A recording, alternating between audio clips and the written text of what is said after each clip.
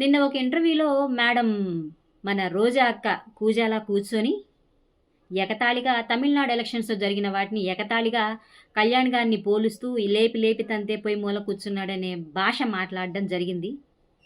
రోజక్క, నిన్నే అడుగుతున్నా, ఇదే భాషలో నిన్నే నేను అడుగుతున్నా.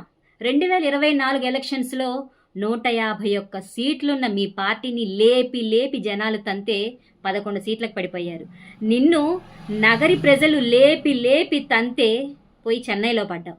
చెన్నైలో పడ్డదాన్ని ఏమన్నా ఊరుకున్నావా? ఊరుకోకుండా మళ్ళీ స్టాలిన్ గారికి ప్రచారం చేశావు. అక్కడ కూడా పాపం ఆయన్ని లేపి లేపి తన్నించుకునేలా చేసి భూస్థాపితం చేసి వచ్చి మళ్ళీ ఇక్కడ కూర్చొని మీడియా ముందు ఎకిలి నవ్వులు నవ్వుకుంటూ ఎగతాళిగా మాట్లాడడం మళ్ళీ మొదలుపెట్టావు. నువ్వు ఏ విధంగా ఎమ్మెల్యేగా ఉన్నప్పుడు ఎన్ని దోచుకున్నావు, ఎన్ని దాచుకున్నావు, మంత్రిగా ఉండి తిరుమల తిరుపతి దేవస్థాన టికెట్లు ఎన్ని అమ్ముకున్నావు, ఆడుదాం ఆంధ్ర అనే పేరుతోటి ఒక కార్యక్రమం పెట్టి దాంట్లో ఎన్ని 100 కోట్లు మింగావో అది అందరికీ తెలుసు. త్వరలో నీ లెక్కలన్నీ కూడా బయటికి తీస్తున్నారు. నువ్వా పవన్ కళ్యాణ్ గారిని విమర్శించేది? తాను అధికారంలో లేకపోయినా కూడా ఎంతో మందికి సహాయం చేసిన వ్యక్తి, ఆపద అంటే వెన్నంటి ఉండే వ్యక్తి మా అధ్యక్షులు పవన్ కళ్యాణ్ గారు. అధికారం వచ్చిన తర్వాత డీసీఎం అనే పదవికే తాను వన్నె తెచ్చే విధంగా పంచాయతీరాజ్ శాఖ మంత్రిగా ప్రమాణ స్వీకారం చేసిన తర్వాత సుమారు 13,326 గ్రామ సభలు నిర్వహించి 4,500 కోట్ల రూపాయలతో కొన్ని కార్యక్రమాలు చేపట్టి పల్లె పండుగ అనే కార్యక్రమాల పేరుతో ఎన్నో వేల కిలోమీటర్ల సీసీ రోడ్లను, డ్రైనేజీ వ్యవస్థను ప్రవేశపెట్టి సక్సెస్ఫుల్గా పంచాయతీరాజ్ శాఖను వరల్డ్ రికార్డు వచ్చేలా చేసి ప్రపంచానికే పంచాయతీరాజ్ శాఖ అంటే ఇలా ఉండాలని చూపించిన చరిత్ర మా అధ్యక్షులు పవన్ కళ్యాణ్ గారిది. కోడికత్తి డ్రామా, గొలకరాయి డ్రామా, గొడ్డలి డ్రామా ఆడటం మీకే సొంతమది. నువ్వా పవన్ కళ్యాణ్ గారి గురించి మాట్లాడేది? ఒక రాజకీయ విమర్శ చెయ్యాలి అంటే అది చాలా హుందాగా చేయాలి. వెకిలి నవ్వుకుంటూ, వెకిలి చేష్టలు చేసుకుంటూ, సాంస్కృతిక విభాగ శాఖలో నువ్వు మంత్రిగా పనిచేసి నువ్వు చేసిన వెకిలి చేష్టలు, నువ్వు చేసిన పబ్బు డాన్సులు, క్లబ్ డాన్సులు అందరికీ తెలుసు.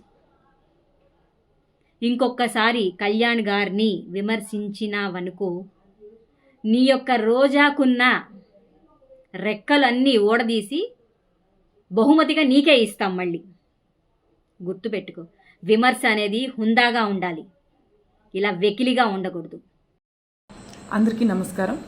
మరి ఏదైతే మోడీ గారు పిలుపునిచ్చారో పెట్రోలు డీజిల్ వాడకం తగ్గించండి, 1 సంవత్సరం పాటు బంగారపు కొనుగోళ్లు తగ్గించండి, వీలైతే వర్క్ ఫ్రమ్ హోమ్స్ చేయండి అని చెప్పి ఏదైతే మోడీ గారు పిలుపునిచ్చారో అది అందరూ పాటించవలసిందిగా కోరుకుంటూ, దీన్ని ఉద్దేశించుకొని పేరిని నాని గారు మాట్లాడారు. ఏంటి అనంటే, చంద్రబాబు నాయుడు గారు, డిప్యూటీ సీఎం గారు, లోకేష్ గారు మాట్లాడితే హైదరాబాద్ పరిగెడుతున్నారు, 3 కార్లు వేసుకొని వెళ్తున్నారు, అందరూ ఒకే కారులో వెళ్తే బాగుంటుంది అని. ఇంకొకటి కూడా చెప్పారండి మోడీ గారు, నానిగారు మీరు అది గమనించలేదనుకుంటా, విదేశీ ప్రయాణాలు కూడా తగ్గించాలి అని చెప్పారు. ఈ విదేశీ ప్రయాణాలు మీ నాయకుడే చేస్తూ ఉంటారు స్పెషల్ ఫ్లైట్స్లో. ఫస్ట్ ఆయనకి తగ్గించమని చెప్పి మిగిలిన వాళ్ళకి ఉచిత సలహాలు ఇవ్వాల్సిందిగా కోరుకుంటా ఉన్నాం మిమ్మల్ని. ఆయన ఒక పరామర్శకు వెళ్తే మీ జనాల్ని పోగు చేసి ఆయన ఒక గుంటూరు వస్తున్నారనుకోండి, సత్తెనపల్లి నుంచి, చిలకలూరుపేట నుంచి, విజయవాడ నుంచి, ఆ చుట్టుపక్కల ఉన్న గ్రామాలన్నిటి నుంచి బైక్ ర్యాలీలు పెట్టుకుంటూ ఏదో జగన్మోహన్ రెడ్డి గారు రాగానే జనాలందరూ కూడా ఆయన చూడడానికి ఎగపడిపోయినట్టుగా మీరే జనాల్ని పోగు చేసేసుకొని, మీరే తొక్కిసలాటలు చేసేసుకొని, మీరే అంత రోడ్లన్నీ బ్లాక్ చేసేసుకొని ఇవే ఈ అతి తగ్గించుకోమనే మోడీ గారు పిలుపునిచ్చింది. ఎందుకు అనంటే, మన అవసరమైన దానికన్నా కూడా నిజంగా ఆయన ఎవరినన్నా పరామర్శించడానికి వెళ్తే జగన్మోహన్ రెడ్డి గారు ఆయన ఒక్కళ్ళు, ఆయనతో పాటు ఒక 4-5 గార్డ్స్ వెళ్తే సరిపోతుంది. అంతేగాని వందల వేల సంఖ్యలో జనాల్ని గుమిగూడికి తీసుకొని వెళ్లాల్సిన అవసరం లేదు. ఇంకొకటి, రోజా గారు మాట్లాడుతూ ఉంటారు, పక్క రాష్ట్రంగా సీఎంగా గెలిచిన విజయ్ గారిని ఉద్దేశిస్తూ జగన్మోహన్ రెడ్డి గారు ఫోటో పట్టుకున్నారు, జగన్మోహన్ రెడ్డి గారి ఫోటో పట్టుకోవడం వల్ల ఈ రోజున విజయ్ గారు సీఎంగా ప్రమాణ స్వీకారం చేస్తున్నారు, సీఎం అయ్యారని మాట్లాడుతున్నారు. అమ్మ మహాతల్లి, మీరు ఎన్నోసార్లు ఏం మాట్లాడతావో, ఏం చేస్తావో, అసలు దేన్ని ఉద్దేశించి మాట్లాడతావో నీకు తెలుసో తెలీదో, అసలు నువ్వు ఏ పార్టీకి సపోర్ట్ చేస్తూ ఎన్నికల ప్రచారానికి వెళ్ళావమ్మా పక్క రాష్ట్రానికి.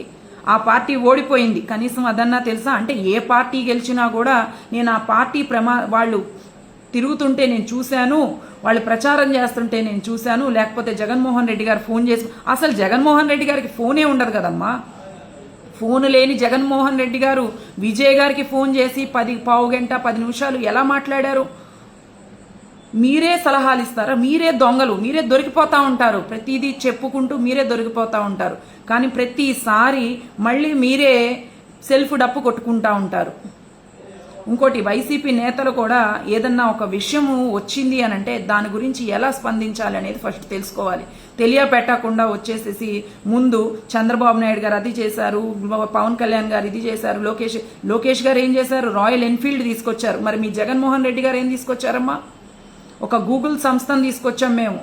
మీరు తీసుకొచ్చిన కంపెనీలు చెప్పండి.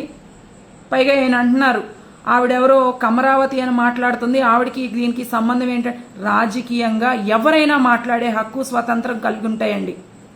సాయంత్రం చల్లగా ఏదో ఒక మహిళను ఉద్దేశించి ప్రెస్ మీట్ వేదికగా చల్లగా ఏదో పుచ్చుకోమ్మా అని మాట్లాడుతున్న పేరిన్ నాని గారు, మీ ఇంట్లో కూడా ఆడవాళ్ళు ఉన్నారు, ఒళ్ళు దగ్గర పెట్టుకొని మాట్లాడితే బాగుంటుంది ఆడవాళ్ళ గురించి మాట్లాడేటప్పుడు. అంతేగాని మీ ఇష్టానుసారంగా మీ ఇష్టం వచ్చినట్టు వెళ్తామంటే చూస్తూ ఊరుకునే పరిస్థితి అయితే లేదు. ఈ సమస్య దేనికి వస్తుంది? మన రూపాయి వాల్యూ పెంచడానికి మోడీ గారు ఇవన్నీ తీసుకొచ్చారు, దాని గురించి మాట్లాడండి.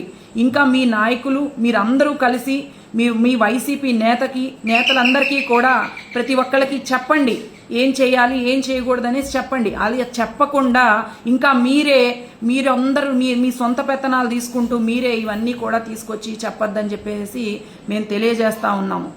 నమస్కారం. మరి ఏదైతే విశాఖ రైల్వే జోన్ గురించి పెట్టుబడులు తీసుకురావడం చేతకాని వైసీపీ మళ్ళీ తప్పుడు ప్రచారం మొదలుపెట్టారు సోషల్ మీడియా వేదికగా. మీకు చేతగాని పని ఇంకెవరైనా చేస్తున్నారు అనంటే ఓర్వలేని తనంతో మీరు నిజంగా అర్థం చేసుకోవాలి. గత 5 ఏళ్లలో మీరు ఏదైనా కనీసం నిధులను తీసుకొచ్చారా?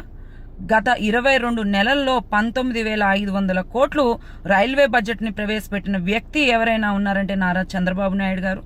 కూటమి ప్రభుత్వం వల్లే అది సాధ్యమైంది తప్ప గత 5 ఏళ్లలో మీరు చేసింది ఏమీ లేదు. యువతకి భరోసాగా ఏమన్నా కంపెనీలు తీసుకొచ్చారా? మరి ఈ రోజున మీరు అభివృద్ధి జరగలేదు అని మాట్లాడుతూ ఉన్నారు. ఈ రోజు ఏదైతే అభివృద్ధి జరిగిందో మీకు తెలీదా అండి? ఈ రోజున ఒక గూగుల్ కంపెనీ వచ్చింది అని చూస్తూ ఉన్నాము, రిలయన్స్ ఆర్క్లస్ మెటల్ వచ్చింది అని చూస్తూ ఉన్నాము. ఇంకా మీరు ఏదైతే రాకూడదు అని ఆ కంపెనీలను కనుక మీరు వెనక్కి పంపిద్దామని చూస్తున్నారో అలాగే లక్షల కోట్ల పెట్టుబడులు తీసుకొచ్చే దిశగా నారా లోకేష్ గారు కానీ మరి ఐటీ హబ్గా చేద్దామని చెప్పి విశాఖని చూస్తూ ఉన్నారు. ఎలా తెలుగుదేశం ప్రభుత్వం ఏదైనా కంపెనీని తీసుకొచ్చి యువతకి 20 లక్షల ఉద్యోగాలు ఇప్పించాలని చెప్పి చూస్తూ ఉంటే మీరు ఇంకా సోషల్ మీడియాలో తప్పులు ప్రచారం చేసుకుంటూ ఇప్పుడన్నా 11 సీట్లు వచ్చినాయి మీకు. ఇక ముందు మీరు ఇలాగే గనక చేస్తా పోతే ఒక్క సీటు కాదు కదా, జగన్మోహన్ రెడ్డి అసెంబ్లీ గేట్ కూడా తాకే అవకాశం ఉండదు. జగన్మోహన్ రెడ్డి గారు మీరు ఎమ్మెల్యేగా కూడా కనీసం గెలవలేరు. కనీసం నీ నియోజకవర్గం వాళ్ళు ఓట్లేసి నిన్ను గెలిపిస్తా ఉంటే వాళ్ళకైనా మీరేమన్నా చేస్తున్నారా జగన్మోహన్ రెడ్డి గారు? అది ఏమీ చేతగాక, అది ఏమీ చేయడం చేతగాక ఎన్నాళ్ళని ఇంకా తెలుగుదేశం పార్టీని చంద్రబాబు నాయుడు గారిని మీరు విమర్శిస్తూ ఉంటారు. భోగాపురం ఎయిర్పోర్ట్ తీసుకొచ్చాము. భోగాపురం ఎయిర్పోర్ట్తో పాటు నిజంగా ఎన్నో కంపెనీలను తీసుకొస్తా ఉన్నారు. ఏదైతే ఏం సాధించలేదు అని మీరు మాట్లాడుతూ ఉన్నారో, ఆంధ్ర యూనివర్సిటీకి 500 కోట్లు నిధులు కేటాయించారు. మరి విశాఖ స్టీల్ ప్లాంట్ అయితేనేమి, శ్రీకాకుళంలోని కిడ్నీ ఆసుపత్రి కేంద్రంగా కానీ ప్రతి ఒక్కటి కూడా చంద్రబాబు నాయుడు గారు ఆలోచన దృష్టి మీరు గత 20 ఏళ్ల క్రితమే ఆయన ఆలోచించి ఈ రోజున హైదరాబాద్ ఎలా ఉందో మీరు అందరూ చూస్తూ ఉన్నారు. ఇప్పుడు ఆలోచిస్తే 2040లో ఎలా ఉంటుంది మన ఆంధ్ర రాష్ట్రం అనేది మరొక్కసారి ఆలోచిస్తున్నారు ప్రజలు. అంతేగాని నీకులాగా సైకో ఆలోచనతో సైకో బుద్ధితో ఎవరిని ఎప్పుడు ఎలా ఏడిపిస్తూ ఎలా చిత్రహింసలు పెడదామా అని చెప్పేసి చంద్రబాబు నాయుడు గారు కానీ కుటుంబ ప్రభుత్వం కానీ ఆలోచించదు. యువతకి భరోసాగా నిలబడింది తెలుగుదేశం ప్రభుత్వం. ఏవైతే హామీలు ఇచ్చుకుంటూ పోయామో ప్రతి ఒక్క హామీని నిర్వర్తించుకుంటూ ప్రతి ఒక్క హామీని తీర్చుకుంటూ ప్రతి ఒక్క అడుగు ముందుకేసుకుంటూ ఆంధ్ర రాష్ట్రం వైపు ప్రతి ఒక్కళ్ళు చూస్తూ ప్రతి ఒక్క కంపెనీని ఆంధ్ర రాష్ట్రంలో పెట్టాలి అనే దిశగా కూటమి ప్రభుత్వం ప్రయత్నిస్తూ ఉంటే మీరు ఏమీ చేతగాక ఏమీ రాక ఇప్పుడు కూడా ఒక కంపెనీని, మీ ఐటీ మంత్రి ఆ రోజున బొబ్బట్లు కంపెనీని తీసుకొచ్చాడు, అది ఇప్పటికీ ఎవరు జనం మర్చిపోలేదండి. మీరు జనాలందరినీ సచివాలయంలో ప్లస్ వీళ్ళందరినీ కూడా ఏదో 5,000 రూపాయల జీతానికి పరిమితంగా చేస్తే చంద్రబాబు నాయుడు గారు 5 అంకెల జీతం తీసుకోవాలి అని చెప్పి ఆ రోజునే ఆలోచించారు. ఇప్పుడు ఇంకా వాళ్ళ అభివృద్ధికి కానీ ఆంధ్ర రాష్ట్రాన్ని మీరు బీహార్గా మారిస్తే ఆయన ప్యారిస్గా మార్చాలని చూస్తున్నారు. కాబట్టి ఇవన్నీ దృష్టిలో పెట్టుకొని ఒళ్ళు దగ్గర పెట్టుకొని మీరు తప్పుడు ప్రచారం ఆపితే మర్యాదగా ఉంటుంది. ఇలాగే తప్పుడు ప్రచారాలు మేము చేస్తానే ఉంటాము అని మీరు గనక పేలితే ఇంకొకసారి తెలుగుదేశం ప్రభుత్వం కానీ తెలుగుదేశం కార్యకర్తలు కానీ చూస్తా ఊరుకోరని చెప్పేసి మరొక్కసారి మిమ్మల్ని హెచ్చరిస్తా ఉన్నాము.